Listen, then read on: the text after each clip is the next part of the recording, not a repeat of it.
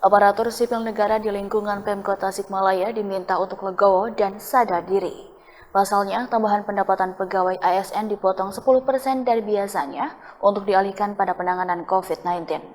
Seperti kewajiban pemerintah daerah untuk membayar insentif tenaga kesehatan yang harus jadi prioritas.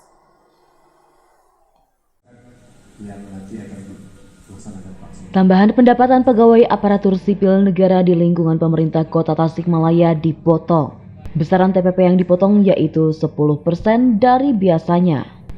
Hal tersebut seperti disampaikan Sekretaris Daerah Kota Tasikmalaya Ivan Diksan. Pengurangan pembayaran sesuai dengan keputusan Wali Kota, di mana disesuaikan dengan kemampuan daerah yang tengah terfokus pada penanganan pandemi COVID-19. Salah satunya seperti kewajiban pemerintah daerah untuk membayar insentif tenaga kesehatan yang harus jadi prioritas.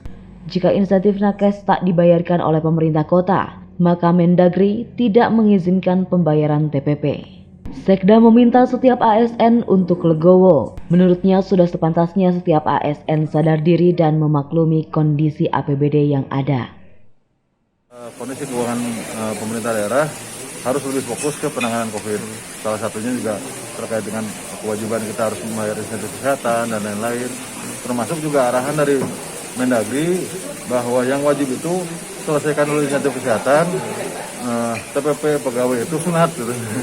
Jadi kalau insentif tenaga kesehatannya tidak dibayarkan oleh pemerintah, Mendagri tidak mengizinkan pembayaran TPP ini. Nah, barangkali saya mohon kesadaran dari para ASN karena ini kan sifatnya tambahan dan tambahan ini juga aturannya bahwa disesuaikan dengan kemampuan keuangan daerah. Untuk membayarkan TPP ASN, Pemkot Tasik bahkan harus melampirkan bukti pembayaran insentif nakes kepada Mendagri. Kondisi keuangan daerah ditegaskan Ivan sedang menurun, sementara ada satu sisi kewajiban Pemkot yang harus dituntaskan.